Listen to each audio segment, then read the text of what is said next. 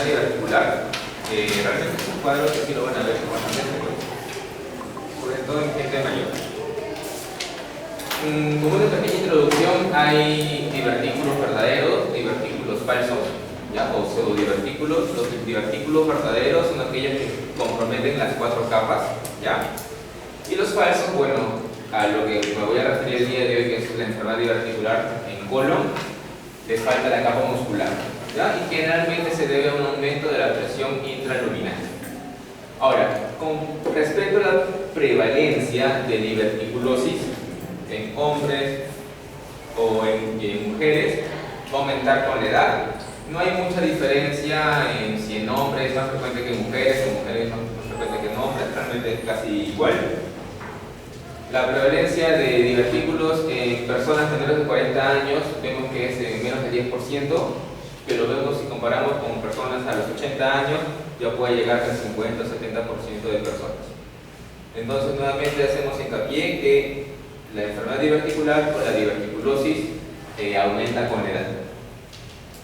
80% de los pacientes con diverticulitis también tienen más de 50 a más años. Generalmente es algo sí, importante. Generalmente la diverticulosis va a ser más frecuente a nivel del sigmoides y colon izquierdo, ¿ya? Es lo más típico. Ahora, el término diverticulosis vamos a usarlo para describir a cualquier persona que tenga divertículos, ¿ya? Ese se le va a denominar diverticulosis. Y enfermedad diverticular va a hacer referencia cuando los divertículos ya comienzan a producir síntomas, sea cual sea. Dolores abdominales, diverticulitis, colitis diverticular, enfermedad diverticular sintomática no complicada, etc. ¿Ya? Entonces, diverticulosis, cualquier persona con divertículos, obviamente sin nada de síntomas, solamente es un hallazgo, y enfermedad diverticular cuando los divertículos comienzan a producir sintomatología o complicaciones. 4 a 15% de los pacientes con diverticulosis en el tiempo van a desarrollar algún episodio de diverticulitis. Este cuadrito de acá solo lo traigo a referencia porque, bueno, acá vemos la línea del tiempo, edad en años y las distintas patologías: pólipos, múltiples pólipos, hemorroides, diverticulosis, pólipos, etc. Y como podemos observar, en esta pólipa, divertículos, que debería ser el puntito negro, vemos cómo la curva va ascendiendo respecto al paciente, va aumentando años. Nuevamente hago hincapié que esta enfermedad de diverticulosis o enfermedad diverticular es mucho más prevalente en las personas mayores. A partir de los 50 años hacia adelante aumentan significativamente la incidencia. ¿Qué son los divertículos? Vamos a definirlos como pequeñas protrusiones saxiformes, en forma de saco, tipo hernia, habitualmente de 5 a 10 milímetros, puede ser menos, puede ser más, ya no es algo definitivo, que se van a comunicar con la luz del colon y generalmente se van a alojar en la capa subserosa de la pared del colon, en el borde antimesentérico. Ahora, son las distintas terminologías que vamos a estar usando en el transcurso de la exposición. Miocosis es una complicación de los divertículos, es un engrosamiento o una hipertrofia de la capa muscular del colon, lo que nosotros lo vamos a ver o detectar o sentir como una marcada rigidez, ¿ya? A nivel del colon. El estadio prediverticular vendría a ser la presencia de miocosis, obviamente. No veo divertículos, pero ya veo que, digamos, en la pared del sigmoides siento ligera rigidez.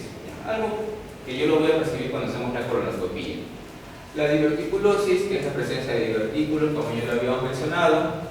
Enfermedad diverticular no complicada, aquel paciente con divertículos y que presenta episodios de dolor abdominal, distensión abdominal o cualquier otro síntoma relacionado a los divertículos.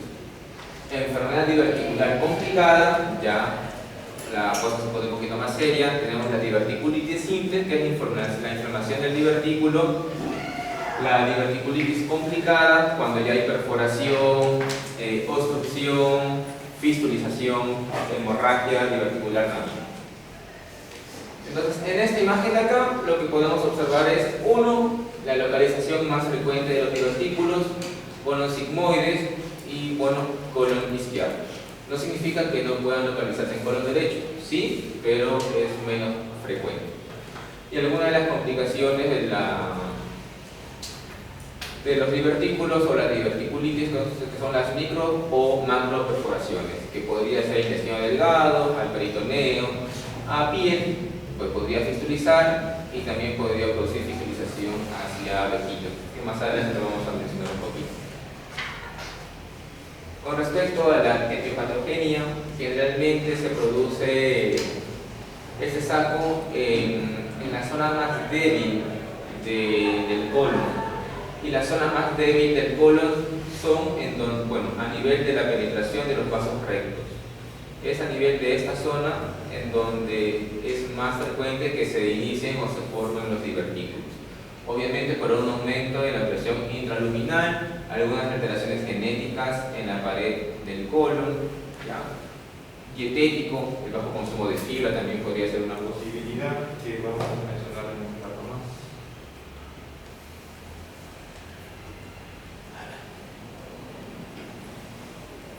Establecer o decirles si hay una causa exacta de diverticulosis, realmente hasta el día de hoy no hay algo muy establecido.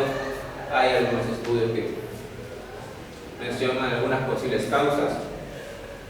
Hay algunos estudios que han demostrado asociaciones entre la diverticulosis y el bajo consumo de fibra. Lo que ocasiona el bajo consumo de fibra es que las heces sean mucho más compactas, duras. Eso va a hacer que el colon, cuando se contrae, esas contracciones segmentarias, se les denomina, sean mucho más intensas. Y al ser más intensas esas contracciones hacen que la presión intraluminal sea mucho mayor y desencadena posiblemente la formación de divertículos. Con respecto a la ingesta alta de carne roja, falta de actividad física, IMC por encima de 25, tabaquismo más de 40 paquetes al año, se pudieron asociar independientemente con un mayor riesgo de diverticulitis. Como había mencionado, la dieta pobre en fibra y residuos hace que las heces sean compactas. En un paciente con un sigmoides estrecho, las contracciones segmentarias van a ser un poquito más intensas, lo que va a aumentar la presión intraluminal. En un paciente con alguna alteración en el tejido conectivo de las paredes del colon y por ende podría producirse los divertículos. Entrando un poquito a las posibles causas de enfermedad diverticular, es decir, por qué los pacientes con diverticulosis podrían evolucionar a enfermedad diverticular. Hay distintas teorías: alteraciones en la microbiota, inflamación de bajo grado a nivel del colon, posiblemente por una alteración en la microbiota, una motilidad colónica alterada, hipersensibilidad visceral, son algunas posibles hipótesis de las causas de enfermedad diverticular. Esta imagen de acá me gustó bastante porque más o menos describe lo que acabo de mencionar un poquito atrás. Este es de la diverticulosis, ¿no? Lo habíamos mencionado que la diverticulosis está más asociado a un aumento de la presión intraluminal en un paciente que tiene la pared colónica alterada, que podría ser genéticamente, ¿no? Alteraciones en la pared del colágeno. Esta imagen de acá, si no me equivoco, es de la enfermedad diverticular sintomática no complicada. Y más o menos, ahorita vamos a hablar un poquito sobre eso, que vendría a ser como que el grupo hermano o uno de los parientes de la enfermedad, bueno, de diverticulosis, se asimila mucho a lo que es intestino irritable. Por eso que a veces hay un poquito de dificultad, o yo tengo un poquito de dificultad de poder diferenciar a aquellos pacientes que tienen intestino irritable puro o este cuadro de enfermedad diverticular sintomática no complicada, porque los síntomas son muy similares y generalmente se presenta por una alteración en la microbiota intestinal, lo que va a producir pequeños cuadros inflamatorios intraluminales, y también se va a acompañar de una alteración, una hipersensibilidad visceral. Y eso podría estar condicionando a la distensión abdominal y episodios de dolor abdominal que algunos pacientes con divertículos pueden presentar. Con respecto a la diverticulitis, la estrechez digamos, del divertículo, podría ser un cofactor, porque dentro del divertículo se podría impactar algún fecalito. Este fecalito va a alterar la microbiota intestinal. En una pared alterada, como vemos que la pared está alterada, estos cuadros microinflamatorios o éstasis de las bacterias van a producir inflamación. Y conforme la inflamación puede avanzar, obviamente la diverticulitis puede complicarse aún más. Y en los episodios de hemorragia diverticular, generalmente se deben a algún episodio de trauma intraluminal, lo que va a producir el sangrado de los divertículos. Habíamos dicho ya en un inicio que la localización más habitual o más frecuente es el colon izquierdo sigmoides. Es la presentación generalmente occidental, que se debe en la mayoría de los casos por anormalidades musculares, aumento de la presión intraluminal, y generalmente estos pacientes van a presentar complicaciones inflamatorias y el sangrado es rápido. ¿Ya? Este es un dato importante. Generalmente los divertículos del lado izquierdo se suelen inflamar más, a diferencia del tipo asiático, que ya los divertículos los podemos ver en todo el colon o forma bilateral, no está asociado a anomalías musculares. Generalmente estos divertículos son congénitos, la presión intraluminal es normal, el tejido conectivo es anormal. Acá las diverticulitis no son muy frecuentes, pero sí los problemas de hemorragia son más frecuentes. ¿Ya? Podría ser una pregunta de examen.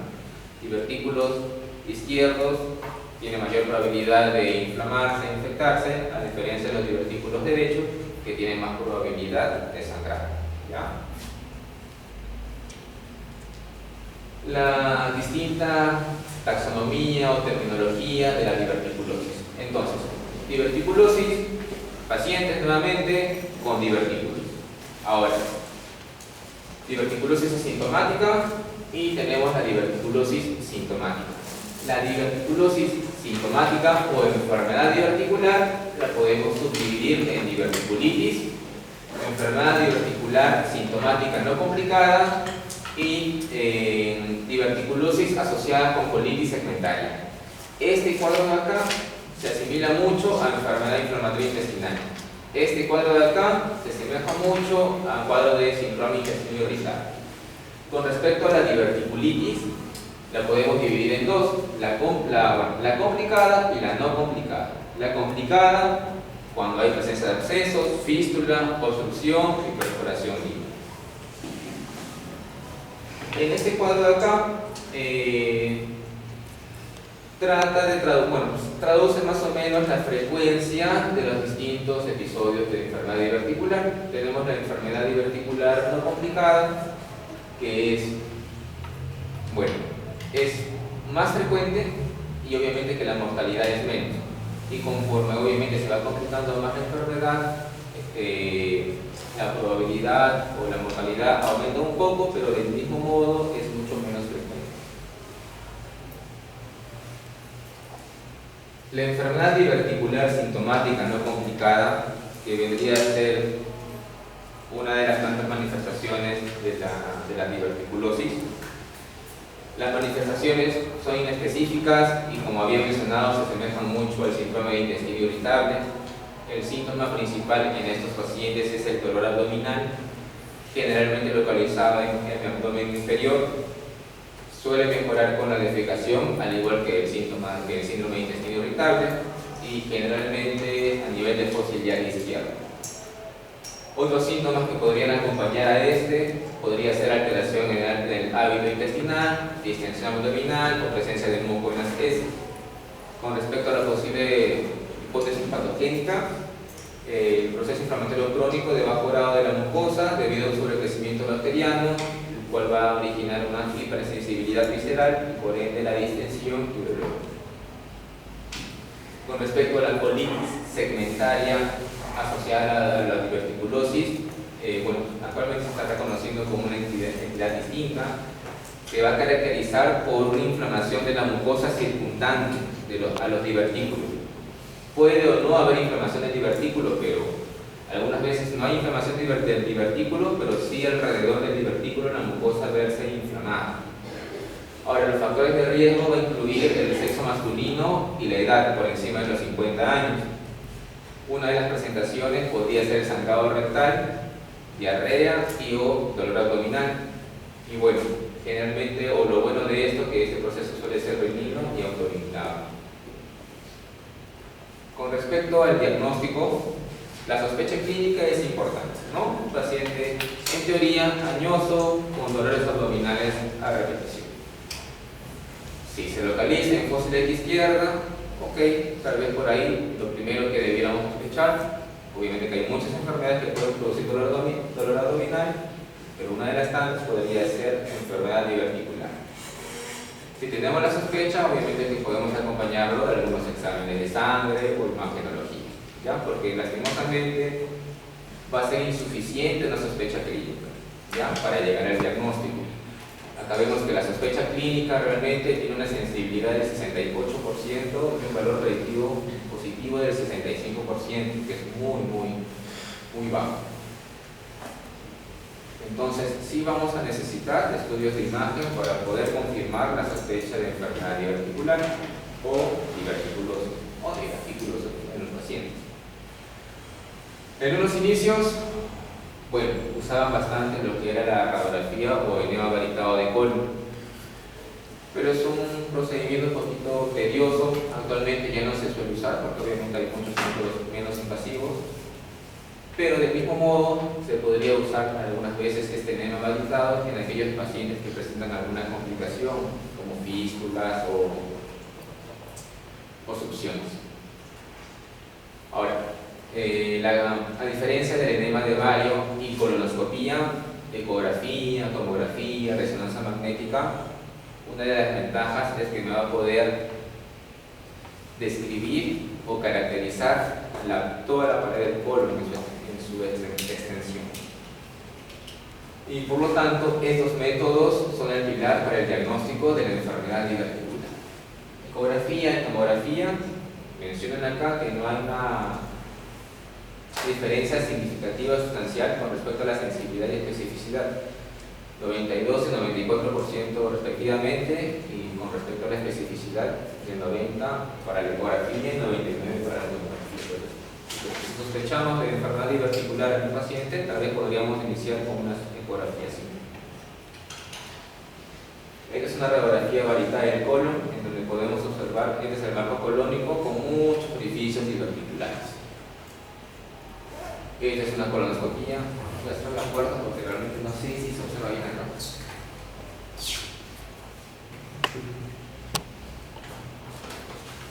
Entonces, este es un colon con algunos orificios diverticulares, ¿no? Habíamos mencionado que los divertículos se suelen iniciar o suelen presentar en la zona más débil de la pared del colon, ¿no? Y esa debilidad era debida a la penetración de los vasos rectos, ¿no? Y acá podemos ver un divertículo a nivel de un vaso recto. Acá no veo divertículo, ¿no? Lo que menciona esta diapositiva o esta imagen es la miocosis, que es el engrosamiento o endurecimiento de la pared del colon por una hipertrofia muscular. Y acá, bueno, vemos un poco más de imágenes de divertículos. Acá un poquito más exagerado, vemos divertículos de diversos tamaños. Grandazos, ¿sabes? Así que tener mucho cuidado, o nosotros como gastroenterólogos tenemos que tener mucho cuidado cuando hacemos colonoscopía en pacientes con divertículos, porque a veces nos puede engañar pensando que esta es la luz intestinal. Esta es la luz intestinal, o sea, por acá debo de seguir, pero a veces divertículos grandes nos pueden hacer confundir, sobre todo cuando estamos en nuestros inicios de recipientes, ya preparándonos, y si pasamos por acá podemos perforar el colon. Entonces así entramos ahí. Esta es una tomografía donde podemos observar el sigmoides, ¿ya? Divertículo, vemos que la pared del colon está completamente engrosada, es otro divertículo, y alteración de la grasa mesentérica. Estas son las diverticulitis. Distintas imágenes ecográficas, tomográficas, de resonancia de enfermedad diverticular. En la resonancia acá podemos observar la pared del colon con múltiples divertículos. Acá podemos ver una colección diverticular, un absceso. Y con respecto al tratamiento, el tratamiento en sí de la enfermedad diverticular, ¿ya? Va a ir en función a la sintomatología que pueda presentar mi paciente. Si mi paciente tiene alguna alteración en la motilidad del colon, o sea, o bien estreñimiento, diarrea, la fibra podría ser un posible tratamiento. Si sospecho que hay distensión abdominal y posiblemente sea por una alteración en la microbiota intestinal, probablemente probióticos o rifaximina o rifaximina podría ser una alternativa. Si veo que hay una colitis segmentaria, es decir, dolores abdominales a repetición que puede acompañarse también por algunos episodios de rectorragia, podríamos iniciar mesalazina, los 5-ASA. Y si hay hipersensibilidad visceral, bueno, generalmente solemos usar algún antiespasmódico. La fibra realmente no es algo muy concluyente. Bueno, ¿qué dice acá? Investigadores postulan que además de sus efectos sobre la motilidad del colon y la presión, la fibra puede alterar la microbiota intestinal, cascada de inflamación y por lo tanto mejorar la enfermedad diverticular. Entonces, siempre es bueno recomendar a los pacientes con enfermedad diverticular el consumo de fibra, generalmente de 30 a 35 gramos al día, porque ha demostrado en algunos estudios, ya no en guías sino en algunos estudios, que pueda mejorar la sintomatología en estos pacientes. Con respecto a la mesalazina, recordemos que lo mencionamos con mucha frecuencia en el tratamiento de la enfermedad inflamatoria intestinal, en la colitis ulcerativa sobre todo, por sus propiedades antiinflamatorias. Hay algunos trabajos que han mostrado a lo largo de 8 semanas en el grupo, con respecto al uso de mesalazina de 400 miligramos dosis al día, y demostró que el grupo de mesalazina tenía 15% de recaída sintomática versus el 46% del grupo placebo. La duración del dolor abdominal fue más corta en el grupo de mesalazina. Entonces, si quieren ustedes, si tienen a la mano para usar mesalazina, ¿ya? Si trabajan en salud y lo pueden usar, tal vez les pueda ir muy bien en esos pacientes con enfermedad diverticular. Y si trabajan en MISA como yo, bueno, le damos otro medicamento porque los pacientes no tienen dinero para gastar en mesalazina. La rifaximina, no sé si en el seguro repetiría, en el MISA no tenemos, pero acá en el mercado también hay rifaximina. Ya es un antibiótico de luz, ya se absorbe o actúa a nivel de la luz intestinal solamente. Se ha visto que previene la recurrencia de enfermedad diverticular crónica a través de alteración en la microbiota intestinal, y algunos han visto que la asociación de rifaximina y mesalazina es mucho mejor. En un año de seguimiento el tratamiento combinado fue superior sintomatológicamente. Los probióticos, una de las funciones o uno de los mecanismos por el cual puede ayudar al paciente es que puede restaurar la flora microbiana intestinal, interacción competitiva con organismos proinflamatorios, inhibe la translocación del patógeno. ¿Ya? También han hecho algunas asociaciones de probióticos con mesalazina y dice que es mucho mejor. Uno de los probióticos, uno de los tantos probióticos, porque hay muchos probióticos realmente, o cepas, que se usó en este trabajo fue el Lactobacillus casei. Entrando en las complicaciones de la enfermedad diverticular, ¿ya? O la enfermedad diverticular complicada. Vamos a hacer mención a la diverticulitis, a la hemorragia, a la perforación y a la fístula. ¿Ya? Nuevamente hacer hincapié un poquito los divertículos, ya la presencia de divertículos, vamos a denominar diverticulosis. Algunos pacientes con divertículos podrían impactarse algún tipo de fecalito, produciendo algún síntoma gastrointestinal. En esos pacientes se podemos denominar enfermedad diverticular sintomática no complicada. Y ya entrando en sí a las complicaciones de la enfermedad diverticular, tenemos hemorragia, tenemos abscesos, diverticulitis aguda, peritonitis, fístula, ¿ya? Que vendría a ser el espectro de enfermedad diverticular complicada. Y esto, enfermedad diverticular no complicada. La hemorragia. No voy a detenerme mucho acá porque es un tema que me toca, creo, a mí hablar, de hemorragia digestiva alta y baja. Creo que la siguiente semana tengo clase de eso. La frecuencia en un 15%, la manifestación macroscópica, o sea, en la cual se puede hacer evidencia por hematoquesia, probablemente, de 3 a 5%. Ahora, el 30 a 50% de causas de hematoquesia se debe a problemas de enfermedad diverticular, o sea, la principal causa de hemorragia digestiva baja son los divertículos. Lo bueno de esta hemorragia es que se suele autolimitar. El 80% de las hemorragias diverticulares se autolimitan. ¿Ya? Eso es lo bueno. A veces viene el paciente con un sangrado y al día siguiente le hacemos colonoscopia y ya, soy loco.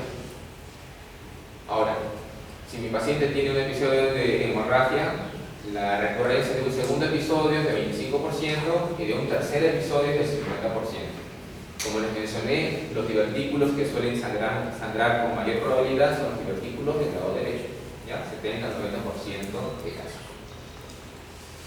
Y es así más o menos como vamos a observar divertículos sangrantes o con estigmas de sangrado. Vemos el orificio diverticular con sangrado activo, vemos un coágulo, acá vemos un coágulo adherido del divertículo, acá vemos el saco diverticular y en el fondo vemos un vaso visible y bueno, y sangrado acá activo, sangrado en nada. ¿Cómo podemos nosotros detener este sangrado? Se le podría hacer inyectoterapia, o sea, a través de un accesorio, a través del endoscopio, ingresamos con una agujita, inyectamos generalmente en 4 cuadrantes de epinefrina.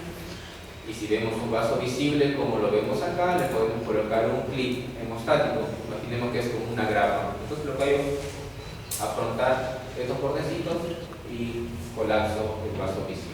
Ese es uno de los tantos tratamientos. Acá sí me voy a extender un poquito más, que es la diverticulitis. Como habíamos mencionado que podría ser, bueno, con respecto a la complicación de enfermedad diverticular, se suele observar en el 4 a 15% de los pacientes. Hay dos formas clínicas de la diverticulitis. Tenemos la diverticulitis no complicada y la diverticulitis complicada. La diverticulitis no complicada es aquel divertículo que se inflamó y nada más, porque podría producirle un pequeño absceso o flemón, pero alrededor del divertículo. Y la diverticulitis complicada, que es mucho menos frecuente, gracias a Dios, que puede presentarse en el 15%, se caracteriza por la presentación de abscesos, fístulas, estenosis, obstrucción intestinal, peritonitis. Con respecto a los abscesos, son abscesos grandes y generalmente están un poquito lejos del divertículo. Con respecto a la patogenia, es incierta, no hay algo exacto realmente. Generalmente se ve una éstasis u obstrucción del cuello diverticular, ya que es acuoso, como hemos visto en las imágenes, el cuello de los divertículos. Entonces se obstruye por un fecalito generalmente. Esto puede producir un sobrecrecimiento bacteriano, éstasis de las bacterias, inflamación peridiverticular, isquemia, inflamación, perforación y solicitud. Generalmente los gérmenes asociados a la diverticulitis tenemos los anaerobios y los aerobios los gram negativos, como el E. coli. Son los más frecuentes. Esta clasificación de diverticulitis es una clasificación imagenológica del 15. Generalmente todo paciente con sospecha de diverticulitis le tenemos que pedir un estudio de imagen, obviamente. Y el estudio de elección es la tomografía. Ahora, con la tomografía yo voy a poder clasificar mi diverticulitis para yo saber qué tipo de tratamiento le voy a indicar a mi paciente. Tratamiento ambulatorio, o sea, lo mando a la casa, si necesito hospitalizarlo, si necesito mandarlo a cirugía porque necesita alguna operación. ¿Ya? Entonces, esta clasificación es muy importante. Acá podemos ver 4 estadios, ¿ya? Pero realmente son 5 estadios. Esta es la clasificación de Finchey modificada. Pero vamos a mencionar. Tenemos el Finchey 1. Bueno, el Finchey 0 es aquel paciente con diverticulitis y prácticamente nada de toxicidad. No hay fiebre, no hay leucocitosis, es un dolor leve, sordo, que me permite poder tratarlo ambulatoriamente. El estadio 1, que vendría a ser el de acá, en el Finchey modificado lo clasifican en 2. Cuando el absceso se confina alrededor del divertículo, Y el 1B es cuando el divertículo ya es un poquito... no miento. El estadio 1A es cuando el divertículo mide menos de 3 centímetros y el 1B es cuando es menos de 5 centímetros. Con respecto al estadio 2, ya el absceso es mayor de 5 centímetros y puede localizarse a nivel pélvico o retroperitoneal, o puede ser distante al divertículo. El Kinchay 3 es la perforación libre o la peritonitis purulenta, ¿ya? Y el Kinchay 4 es la peritonitis fecal, o sea, materia fecal ingresa a la cavidad peritoneal. Obviamente que estadio 2, 3 y 4 generalmente, bueno, 3 y 4 cirugía de emergencia. El estadio 2 generalmente el manejo suele ser quirúrgico. El estadio 1B, estos abscesos de 5 centímetros generalmente debieran ser drenados, podría ser por radiología intervencionista. Estadio 1 y estadio 0 el manejo puede ser médico, ¿ya? De antibióticos endovenosos o oral según sea el caso. Esta clasificación médica es más una clasificación endoscópica, ¿ya? No se la voy a preguntar obviamente, pero sí se la quise traer para que tengan un poquito de conocimiento con respecto a esta clasificación. Evalúa la localización de los divertículos, cuántos divertículos podemos encontrar, si hay presencia de erosiones, edema, hiperemia o alguna complicación como sangrado y estenosis. Generalmente esta clasificación es posterior a un cuadro de diverticulitis y lo que me va a permitir clasificarlo va a ser en 3 grados, 1, 2 o 3, leve, moderado, severo, de acuerdo al puntaje que podamos obtener. Y me podría predecir un poco la probabilidad de un nuevo episodio de diverticulitis en ese paciente. Algunos factores de riesgo para la enfermedad diverticular severa: edad, por encima de 50 años, fumador, que hay alguna enfermedad de fondo o alguna comorbilidad, la presencia de leucocitosis, la recurrencia, la localización de los divertículos. El cuadro clínico realmente va a variar de acuerdo a la gravedad de la enfermedad, ¿ya?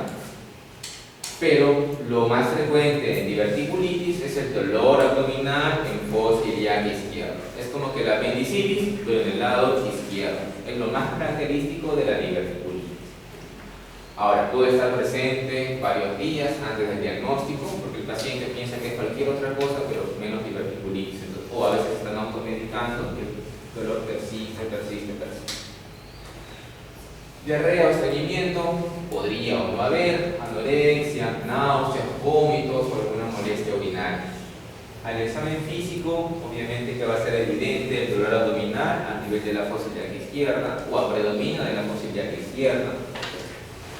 Puede palparse o no alguna masa abdominal dolorosa, si es que se presenta o se complicó con algún absceso. Fiebre, leucocitosis o neutrofilia puede estar presente en el 86, bueno, hasta el 86% de los pacientes. La tomografía, como les había mencionado, se recomienda como el examen radiológico inicial, es lo más importante. Si ustedes tienen sospecha nuevamente de diverticulitis, tomografía es lo que les debieran de indicar a su paciente. Una sensibilidad del 97 o hasta el 97% y una especificidad cercana al 100%. Y algunos signos tomográficos de diverticulitis: uno va a ser la presencia de divertículos, obviamente, la inflamación de la grasa perifólica, el grosor de la pared intestinal por encima de 4 milímetros, la presencia de un absceso peridiverticular, son signos que podrían sugerir diverticulitis. Ahora, ¿por qué no hacerle colonoscopía o proctoscopía? En teoría no está contraindicado hacer estos procedimientos endoscópicos en pacientes con episodio agudo o diverticulitis por el riesgo de perforación. ¿Ya? Si yo tengo sospecha de diverticulitis, no le puedo indicar colonoscopía porque puedo perforar el colon. La colonoscopía lo vamos a indicar 6 semanas después de haber salido del cuadro de diverticulitis. ¿Ya? 6 semanas después, 6 semanas después de haber salido, porque me digan luego por qué preguntó esto, ya está. Imágenes con distintos, bueno, con diverticulitis acá podemos observar el colon con múltiples orificios diverticulares y alteración o engrosamiento de la pared. acá podemos observar una colección o un acceso para diverticular. Acá me parece observar más una perforación, es un orificio diverticular que está perforando. Y si no me equivoco, esto para mí debe ser un drenaje de un acceso diverticular. Bueno, algunas imágenes endoscópicas de cómo se puede observar los pacientes con diverticulitis. Acá vemos un divertículo, uno protruido, congestivo, eritematoso. Esta imagen de acá podemos observar un colon eritematoso, edematoso, congestivo. Y bueno, acá vemos prácticamente el colon o el orificio diverticular inflamado, ¿no? Produciendo estenosis. Diagnóstico diferencial entre diverticulitis, apendicitis es una posibilidad, enfermedad inflamatoria intestinal, enfermedad inflamatoria pélvica, embarazo ectópico, cistitis, cáncer de colon, colitis infecciosa, son distintas posibilidades como diagnóstico diferencial para diverticulitis. El tratamiento, como les dije, va a depender mucho de si está o no está complicada la diverticulitis. Diverticulitis no complicadas, que gracias a Dios representan la mayoría de los casos, cerca del 75%. En esos pacientes, bueno, me dicen, si no hay fiebre, no hay anomalía radiológica o de laboratorio, el paciente no presenta ninguna inmunosupresión y al mismo tiempo lo podemos manejar ambulatoriamente, muy bien, lo damos de alta y obviamente le hacemos seguimiento por consultorio externo. Ahora, el paciente ambulatorio común se le podría indicar antibioticoterapia por vía oral, ciprofloxacino, metronidazol es una alternativa, pero actualmente los trabajos están mencionando que los pacientes con diverticulitis no complicada y sin factores de riesgo no habría necesidad de darle antibióticos, que solito se podría resolver. Ahora, ¿cuándo hospitalizar a mi paciente?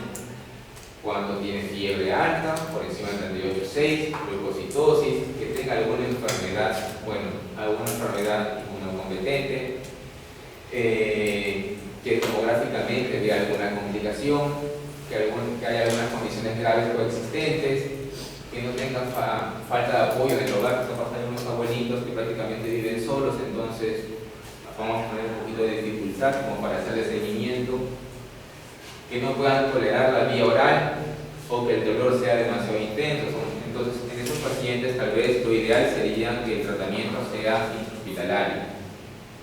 Se les va a indicar reposo intestinal, manejo del dolor, antibióticos por vía endovenosa o oral según sea el caso. Generalmente la terapia debe cubrir gram negativos y bacterias anaerobias. Uno de los tantos esquemas es estraxona, metronidazol o el uso de un metalactámico con inhibidor de la beta-lactamasa como el ampicilina sulfactasa. O también podemos usar meropenem, pero generalmente vamos escalonados, ¿no? Digamos desde lo más básico a lo más avanzado. No voy a iniciar obviamente el tratamiento con meropenem si inicialmente lo puedo iniciar con estraxona y metronidazol. Bueno, acá que dice, aun cuando la diverticulitis se acompañe de absceso o perforación, siempre se va a iniciar o se va a realizar un tratamiento conservador. Ahora, si es que el sitio de la peritonitis se limita en el área local, ¿ya? Entonces siempre tenemos que iniciar con un manejo conservador para ver cómo me responde mi paciente. Vamos a recomendar terapia de reposo intestinal con el absceso de menos de 3 centímetros. Si el absceso mide más de 5 centímetros, ya tenemos que iniciar obviamente terapia antibiótica y el drenaje por vía radiológica, sea ecográficamente, por vía ecográfica o vía tomográfica. Ahora, cuando el absceso mide entre 3 a 5 centímetros, ya tenemos que individualizar los casos. Ya tenemos que ver la edad de mi paciente, cuán tóxico está mi paciente, si tiene alguna comorbilidad de fondo. A eso se refiere que el tratamiento sea individualizado. Ahora, si hay peritonitis generalizada, obviamente que se va a recomendar cirugía de emergencia. Y si es que hay necesidad de colectomía de emergencia, va a depender si el paciente está inestable o no estable para plantear una colectomía. Obviamente que esto es manejo de cirugía. Entonces, colectomía está indicado para pacientes que tienen múltiples recurrencias, estenosis intestinal, fístulas, por ejemplo, la colovesical. Este algoritmo es el manejo, es un algoritmo de cómo debiéramos de manejar o nos orienta a cómo debiéramos de manejar a los pacientes con diverticulitis no complicada. Entonces tenemos un paciente con diverticulitis no complicada, inmunocompetente. Bueno, tenemos que evaluar si hay inmunocompetencia o no, si hay alguna enfermedad con morbidad de fondo. Evaluamos cómo están los leucocitos, el PCR, si no hay leucocitosis, el PCR es bajo. Y si no hay fiebre, lo vamos a denominar como bajo riesgo. Y si tiene las tres cositas, de alto riesgo. Si es de bajo riesgo, el manejo puede ser ambulatorio. Le damos de alta, le decimos que solamente tome calditos o gelatinas durante ese tratamiento, que debe durar más o menos de 7 a 10 días. Reposo, y como mencionamos acá, no hay necesidad de antibióticos por vía oral. Se debiera resolver solo. Y si fuera de alto riesgo el paciente, es decir, leucocitosis, PCR elevado y hay fiebre, el manejo ya tiene que ser dentro del hospital. Se le dejará en NPO al paciente, se le iniciará fluido por vía endovenosa y obviamente antibióticos por vía endovenosa. A los 2 o 4 días se les dará un control a esos pacientes para ver cómo están. Si vemos que hay mejoría, poco a poco vamos progresando la dieta. Vamos a completar el tratamiento por 7 a 10 días si es el caso y obviamente un seguimiento cercano.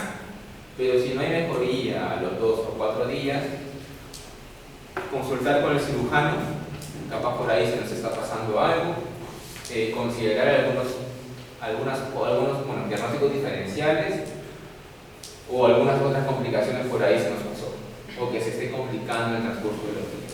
Tenemos que valorar eso. Y este algoritmo de acá es el manejo de pacientes con diverticulitis complicada. Abscesos, menos de 3 centímetros, como habíamos mencionado, tratamiento obviamente endovenoso con antibioticoterapias y bueno, vamos evaluando. Dieta con líquidos claros, antibióticos y me tolera el paciente.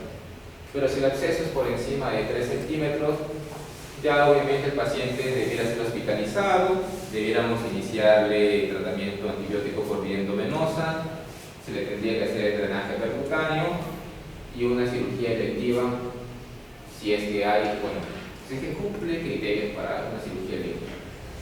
Con respecto a la peritonitis fecal o purulenta, obviamente el paciente tiene que estar hospitalizado porque es una emergencia médica, NPO en el paciente, antibióticos por vía endovenosa. Generalmente el manejo del dolor debiera ser con paracetamol. ¿Ya? Los AINES no se debiera de indicar en estos pacientes con diverticulitis por el riesgo de, que eso también, ¿cómo les podría decir? Los AINES podrían producir perforación también de la pared intestinal. No se debería usar AINES en estos pacientes, al igual que la enfermedad inflamatoria intestinal. Y generalmente vamos a usar paracetamol u opioides como el tramadol como manejo del dolor si es que hay la necesidad. De ahí nos planteamos si el paciente está hemodinámicamente estable o está inestable. Si está inestable, le hacen colectomía y una colostomía. ¿Ya? Y si el paciente está estable, ya obviamente son un poquito más generosos los cirujanos y hacen la colectomía e inmediatamente hacen una unión, ¿no? La anastomosis primaria, que puede ser con o sin ileostomía.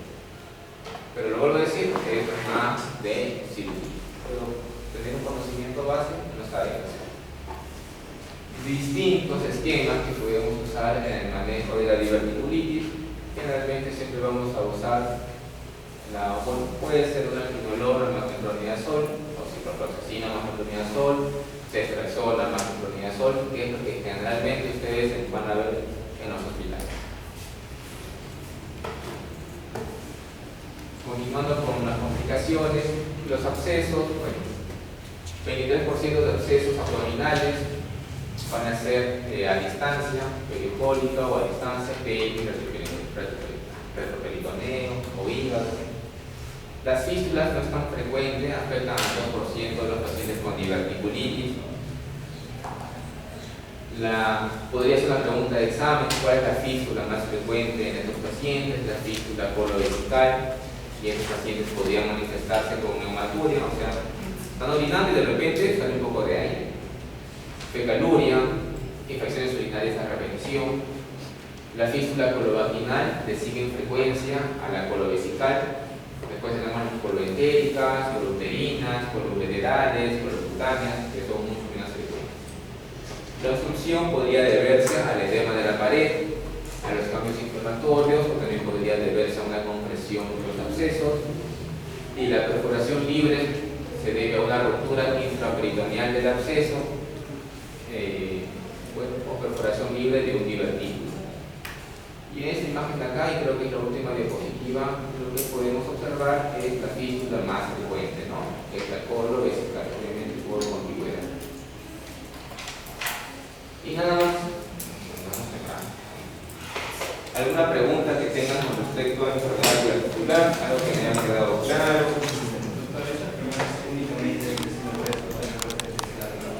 Puede haber divertículos en cualquier zona, pero me estoy refiriendo a enfermedad diverticular del colon. Puede haber divertículos en el esófago, puede haber divertículos en el duodeno, en el hígado, en cualquier lado puede haber divertículos.